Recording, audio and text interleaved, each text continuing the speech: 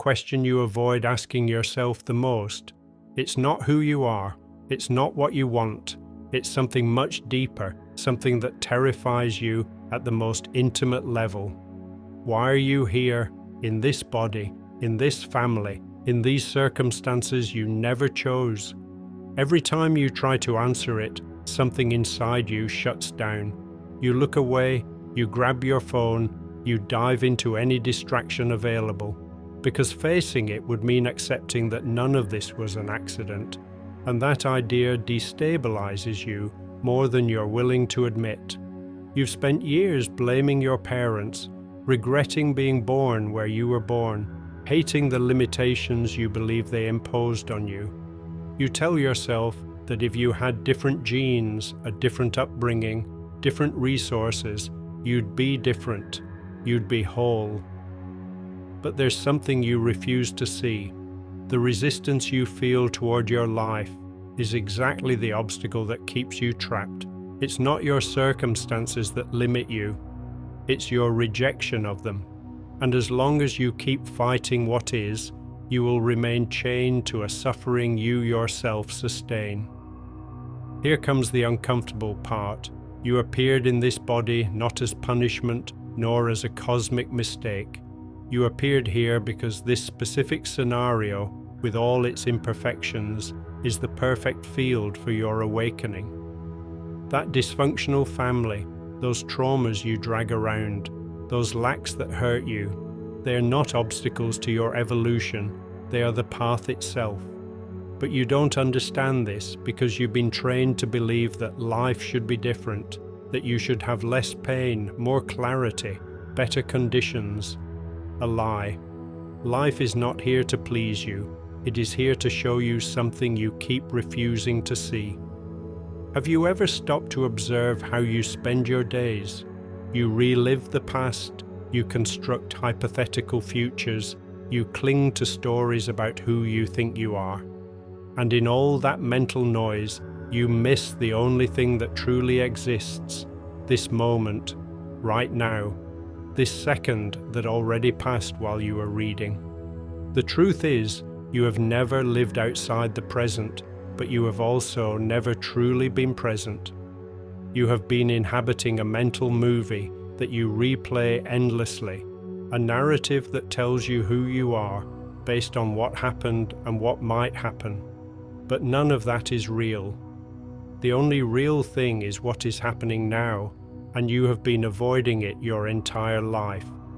You were born into that family because you needed to experience exactly that.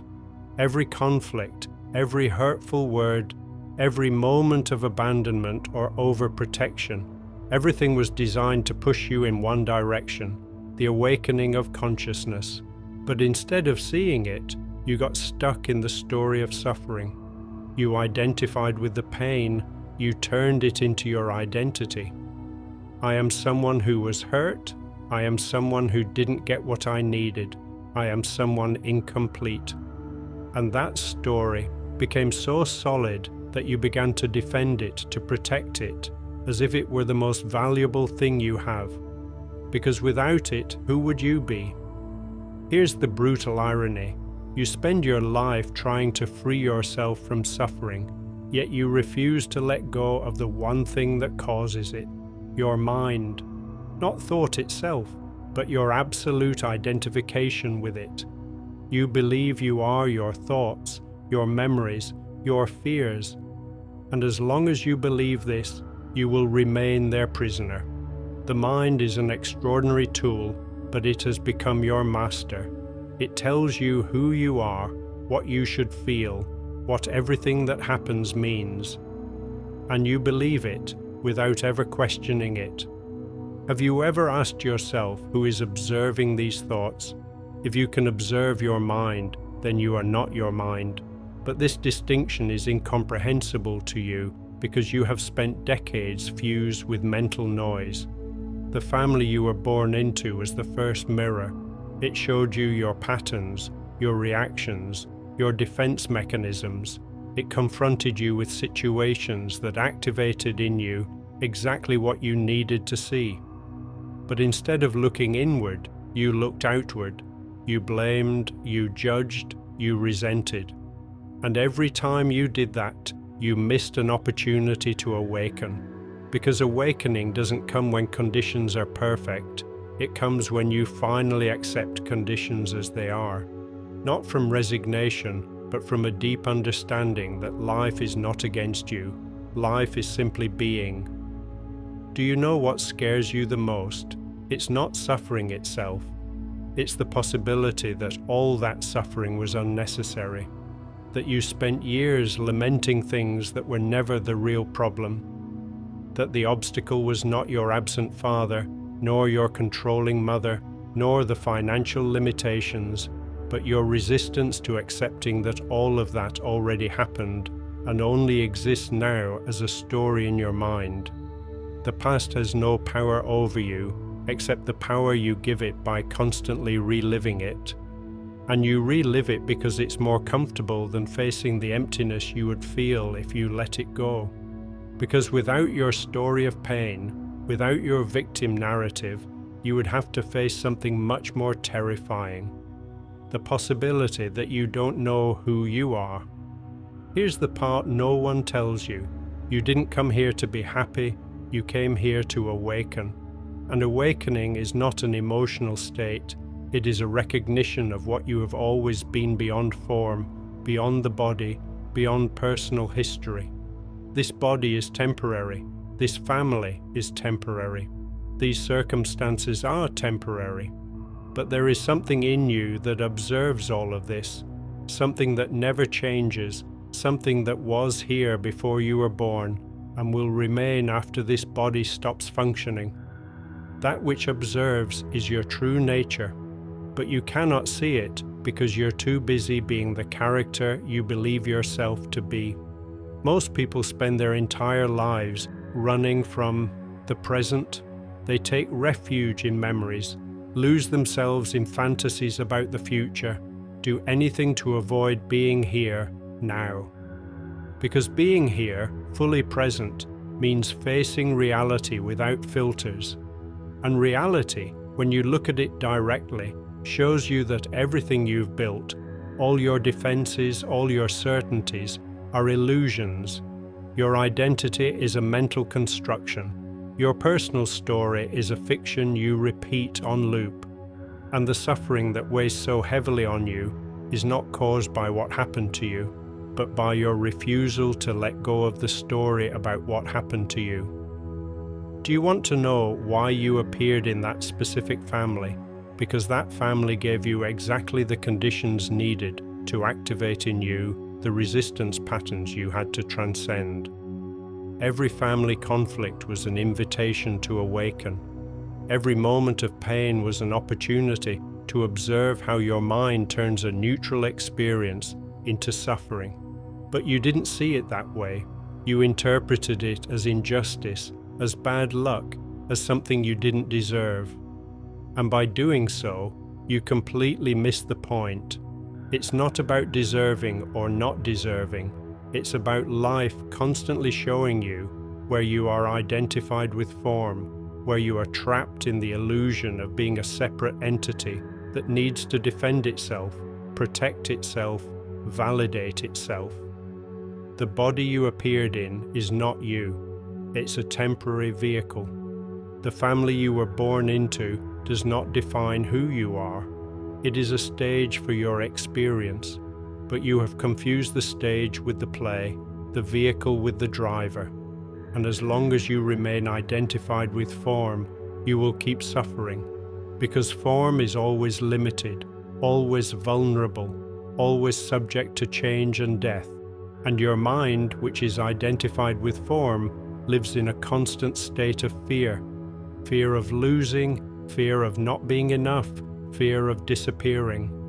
But that fear only exists because you believe the story of being someone separate, someone who can be threatened. Here comes what you truly don't want to hear.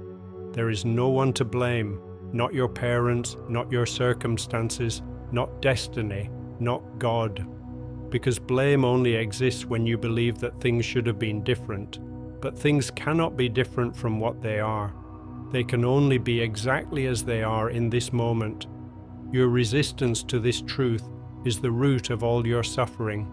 It's not what happened that torments you, it's your insistence that it shouldn't have happened. And that insistence is a war against reality that you can never win. Most people live in a state of total unconsciousness. They react mechanically to external stimuli, repeat inherited patterns, identify with their emotions as if they were absolute truths. And thus decades pass, on autopilot, without questioning anything, without observing anything, simply being dragged by the current of thoughts and emotions they never chose to have. But there is a way out. It's not in changing your circumstances. It's in changing your relationship with them. It's not in getting a different family, a different body, a different story. It's in recognizing that none of that defines you. It's in learning to be present with what is, without resistance, without judgment, without the compulsive need for it to be different. Have you ever wondered what would happen if you stopped fighting? I don't mean giving up in the sense of abandoning life.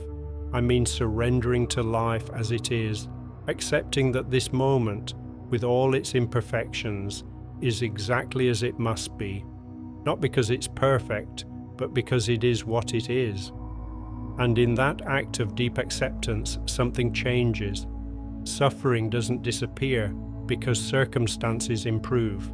It disappears because you stop resisting them. Peace doesn't come from having what you want. It comes from wanting what you have, but not from a superficial desire, rather from a deep recognition that life, as it is manifesting right now, is the only available path toward awakening. You were born in this body because this body was the perfect vehicle for the experience you needed to have. Not perfect in the ideal sense, but perfect in the sense of precisely adequate. Every physical limitation, every characteristic you hate, every vulnerability you hide, it's all part of the design. There are no mistakes in life, only experiences you don't understand because you're looking at them from the wrong perspective, from the perspective of someone who believes life should be pleasant, comfortable, painless. But that is not the function of life. The function of life is to awaken you from the illusion of separation, and for that, it must place you in situations that challenge your false sense of identity. Your parents were not chosen at random. They were the perfect mirror to show you your unconscious patterns. If you had a critical father, it was to show you how you criticize yourself. If you had an overprotective mother, it was to show you how you avoid responsibility. If you grew up in a chaotic environment, it was to show you the internal chaos you carry within. But instead of using those experiences as portals to self-knowledge, you use them as excuses not to evolve. You turn them into your story of suffering, into the reason why you can't be happy, can't succeed, can't love fully. And thus, what should have liberated you, bound you even more. The ego loves suffering. It won't admit it openly, but it needs suffering, because suffering reinforces its sense of identity. I suffer, therefore I exist. The more you suffer, the more solid you feel, the more real you seem to yourself. And that's why you hold on to your pain as if it were a treasure. You revisit it constantly, retell it to anyone who will listen, use it to justify your limitations. But you've never stopped to ask yourself, who am I without my suffering? What would remain of me if I let go of all these stories? And that question terrifies you because you sense the answer, the void, but not a frightening void, a liberating one. A space in which you could finally be without the need to defend yourself, to prove yourself, to be someone in particular. The truth you avoid is this: you are not who you think you are. You never have been. You are the consciousness that observes the character, not the character itself. but you have been so identified with the role that you've forgotten it's just a role, and now it seems impossible for you to separate yourself from it. Every time you try to observe your thoughts, the mind defends itself. It distracts you, drags you back into the drama, convinces you that what you think and feel is extremely important. Because if you stopped identifying with your thoughts, the mind would lose its power over you. And the ego, which is just identified mind, cannot allow this. Its survival depends on you staying asleep, on you continuing to believe that you are your thoughts, your emotions, your personal story. But there are moments when the illusion cracks, moments when, for an instant, you realize that you are thinking. And in that realization, there is separation. There is an observer and something observed. Those moments are doors to awakening. But they are fleeting because immediately the mind interprets them, turns them into concepts, into new stories about your spiritual evolution. And thus, even awakening becomes fuel for the ego. Now I'm someone who is awakening. I'm more conscious than others, and you fall back into the trap, because awakening is not something you achieve. It's something that happens when you stop trying to achieve it. It's the collapse of the search itself. You appeared in this life with a single mission, to recognize your true nature. You are not the body. You are not the mind. You are not your emotions. You are not your story. You are the conscious space in which all of that appears and disappears. But that truth cannot be understood intellectually.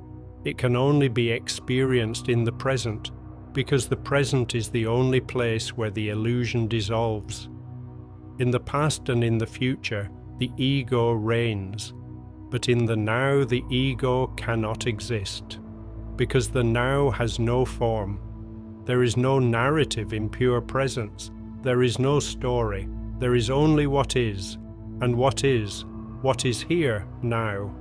Your breath, the sound of your surroundings, the sensation in your body, nothing more. Everything else is a mental projection, but you spend so little time in the present that you don't even know what it feels like. You've lived your whole life in your head, in a world of concepts, interpretations, judgments, and that mental world has stolen your life itself, because life only happens now, not in your memories, not in your plans, now. And you have been absent from your own life for decades.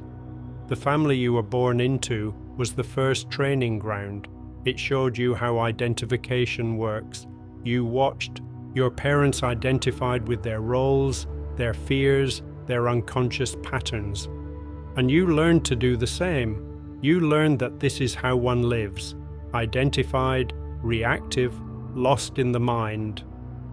But no one told you there is another way. No one showed you that you can observe without being the observed, that you can experience emotions without being those emotions, that you can have thoughts without believing they are absolute truth.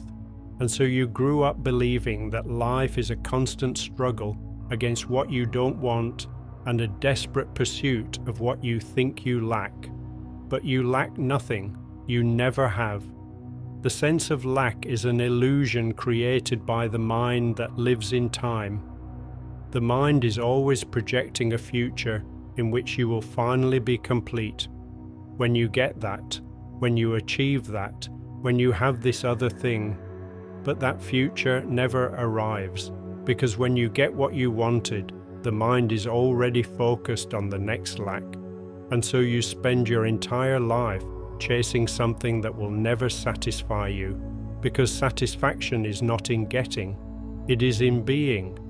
And being requires nothing. It only requires that you stop running from the present. The suffering you drag from your family is not the problem. The problem is that you refuse to see it for what it is. Trapped energy in your body that needs to be released. Every time you relive a painful experience, you are feeding it. Every time you identify with the victim narrative, you are strengthening it.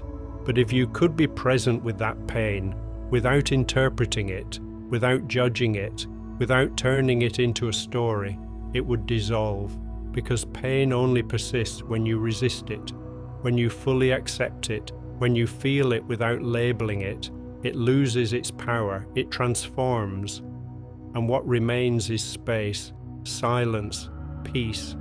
But this requires a courage very few have. It requires facing pain without escaping, without distracting yourself, without numbing yourself with work, entertainment, relationships, substances. It requires sitting with what is and allowing it to be. And that is the last thing you want to do, because your mind has convinced you that pain will destroy you if you get close to it. But it's the opposite. Pain destroys you when you run from it. When you face it, it frees you. Here is the final secret. There is no purpose you must find. There is no mission you must fulfill. There is no improved version of yourself you must achieve. All of that is illusion. The only truth is that you are here, now, conscious. And that consciousness is enough. It doesn't need validation. It doesn't need recognition. It doesn't need to be anything other than what it already is. But your mind cannot accept this, because if it did, it would be out of a job. And the ego, which is just identified mind, fights for its survival by convincing you that you need to be more, have more, accomplish more. You appeared in this body, in this family, in these circumstances to learn a single lesson that none of that matters, not in the sense that it has no value, but in the sense that it does not define who you are. You are far vaster than any temporary form. You are the eternal presence that watches all forms appear and disappear. But as long as you remain identified with form, you will suffer its impermanence. You will fear its loss. You will seek security in what can never be secure. Life has brought you here to show you this. Every difficult experience was an invitation to let go of identification. Every moment of pain was an opportunity to awaken. But you avoided it, because awakening means dying, not physically, but psychologically. It means the character you've built all your life dissolves, and that terrifies you more than any suffering, because without that character, who would you be? The answer is simple. You would be what you have always been, pure consciousness, presence, life itself, without form, without limits, without story. And that truth is so vast, so incomprehensible to the mind, that you prefer to keep suffering rather than face it. But sooner or later you will have to choose. You can continue living in the illusion, clinging to your story, resisting what is, or you can surrender, not to defeat, but to life as it presents itself. And in that surrender, you will find what you've always been searching for, not outside, inside, not in the future, now, here, in this moment, which is the only one that exists. And when you finally see it, you will laugh, because you will have spent your whole life searching for what you never lost.